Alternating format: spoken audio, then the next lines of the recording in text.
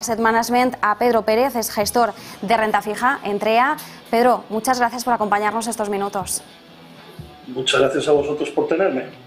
Pedro, estábamos haciendo en los últimos días reflexión sobre cuál es el mensaje que debemos tomar desde esta inversión de la curva de tipos en Estados Unidos. Es la segunda vez en un intervalo corto de tiempo en el que vemos esta inversión, aunque esta se ha sido bastante más duradera que la anterior, un indicador tradicionalmente de recesión. Y aquí siempre tenemos la misma convergencia.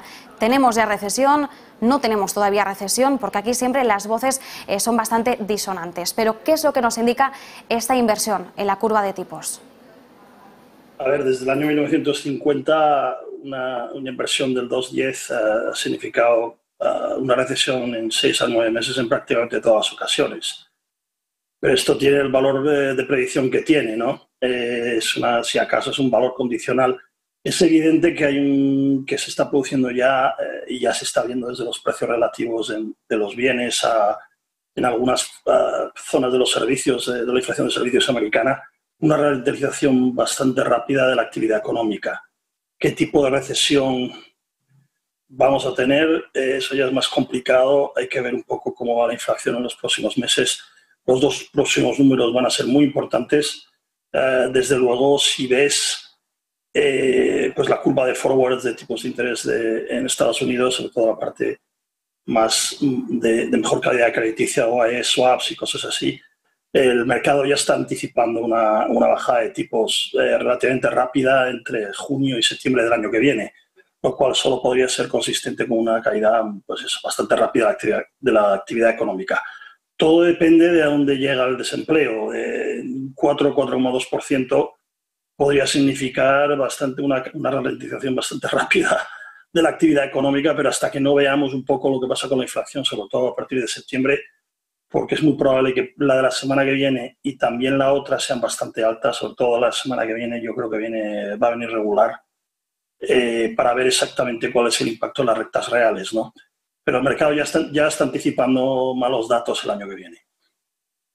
El mercado ya anticipa malos datos el año que viene y además, Pedro, apuntabas a cómo están descontando ya el recorte de tipos de interés el año que viene, más allá. Es decir, estamos en un entorno en el que, bueno, sí, en Estados Unidos ya hemos visto varias reuniones consecutivas de subidas de tipos de interés, pero en el Banco Central Europeo, en Europa, todavía no se han subido los tipos y ya estamos hablando de cuándo va a frenar esa subida de tipos el año que viene. De hecho, en Europa la recesión, según ya varias casas de análisis, empieza desde el segundo semestre de este año y va a tener una duración de un año íntegro hasta el segundo semestre del año que viene. Y hemos visto como el Banco Central Europeo, en las últimas minutas que se han publicado hoy, ya habla del riesgo de una recesión técnica. Teniendo en cuenta, Pedro, este entorno, estos temores, estos indicadores, ¿cuál es el comportamiento que podemos esperar por parte de la renta fija? ¿Debemos apostar por ella de cara a este segundo semestre del año, teniendo en cuenta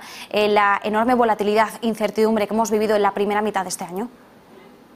A ver, sí, desde luego, desde el punto de vista de diferenciales, a lo largo de todo el espectro de la renta fija, los índices han caído prácticamente todos, prácticamente no todos este año están desde al menos un 8% abajo, como es el caso de los treasuries, hasta un 18%, como es el caso de los soberanos en mercados emergentes. Las caídas han sido muy fuertes, los diferenciales están muy arriba. Desde ese punto de vista, una estabilidad de tipos de interés, que es lo que estamos viendo en Estados Unidos, que está ayudando también, evidentemente, a que el dólar esté tan fuerte, aunque hay otras razones por las que el dólar está tan fuerte, hace la renta fija en dólares bastante atractiva. De hecho, si os fijáis, si invertís en treasuries este año a lo largo de la curva, en euros estás prácticamente flat. La gran pregunta es en Europa, donde no entiendo muy bien. Desde luego, recesión técnica, algún tipo de ralentización muy rápida de la actividad económica va a ocurrir en Europa. En Estados Unidos no tengo tan claro que lleguemos a 2 cuartos seguidos de recesión, aunque podemos tener un crecimiento muy moderado durante mucho tiempo. En Europa la gran pregunta es qué hacemos con la fragmentación de las curvas, porque en Estados Unidos hay un solo collateral de los bonos del Tesoro americano. Aquí en Europa hay muchos más y en algunos casos países con deudas con respecto al PIB elevadísimas como España, Italia, Portugal. Ahí hay que tener en cuenta hasta dónde llega, cómo va a ayudar este mecanismo antifragmentación del que todavía no sabemos muy bien cómo va a ocurrir.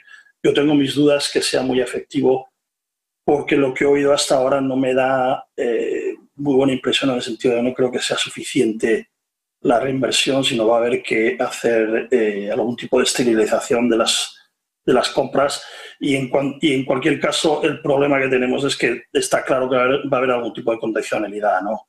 En Europa yo no veo con el tipo de inflación que hay las dos subidas que seguramente va a haber una de 25 después de 50 y luego a ver qué pasa, pero todavía el escenario es demasiado difícil para entender lo que exactamente a dónde vamos desde el punto de vista de los tipos en Europa, ¿no? En Estados Unidos el escenario está mucho más claro, aunque como dijo la Fed van a ser data dependent, es decir, los dos niveles de inflación que vengan la semana que viene y después el mes que viene, la de junio y la de julio, van a ser súper importantes para ver si tenemos un salto de expectativas de subidas de tipo, si la tasa terminal va a estar entre 3,25 o 3,5, que es lo que ahora mismo estamos esperando, o va a ser menor o mayor, depende de cómo veamos. Y no nos olvidemos que la Fed mira el PCE deflator, no necesariamente el core inflation que vamos a ver. Desde ese punto de vista, tiene más flexibilidad la Fed de lo que pueda tener el Banco Central Europeo empezando tan tarde el ciclo. Pedro, mencionabas precisamente la herramienta antifragmentación del Banco Central Europeo, que de hecho esperábamos en un principio tener o conocer más detalles en la próxima reunión, la del día 21 de julio, pero ya estamos viendo como varias voces dentro del organismo advierten de que quizás no va a estar preparada esa herramienta para el próximo 21 de julio. Ya tenemos el nombre, aunque no conozcamos todavía la fecha de la herramienta, es Mecanismo de Protección de la Transmisión. Este es el nombre de esa herramienta antifragmentación. Hay muchas dudas porque no conocemos los detalles, no conocemos realmente en qué va a consistir, si va a ser o no efectiva, pero precisamente mencionabas, Pedro, que qué hacemos con la fragmentación de las curvas es una de las principales cuestiones que importan ahora mismo cuando miramos al devenir del viejo continente. ¿Hasta qué punto el Banco Central Europeo cuenta con el músculo suficiente como para que esta herramienta antifragmentación, no digo que funcione al 100%, pero sí pueda tener algún tipo de eficacia? Esa es la principal duda que tenemos todos, ¿no? Desde mi punto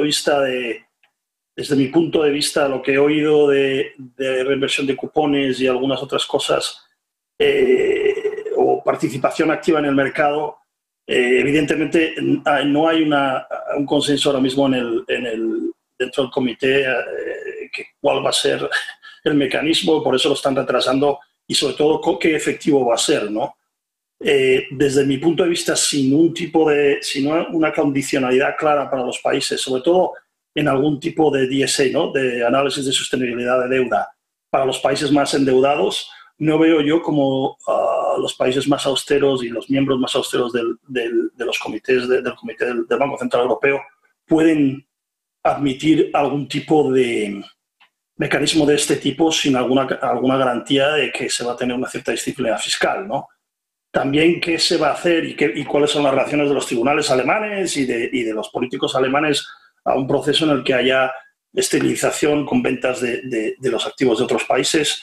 En cualquier caso, tener en cuenta también que este tipo de mecanismos también puede subir las tasas alemanas hasta que yo creo que en el fondo no sería algo que sería mal visto en Alemania y aunque los diferenciales se mantengan dentro de un cierto nivel, también puedes tener subidas importantes de los tipos, ¿no?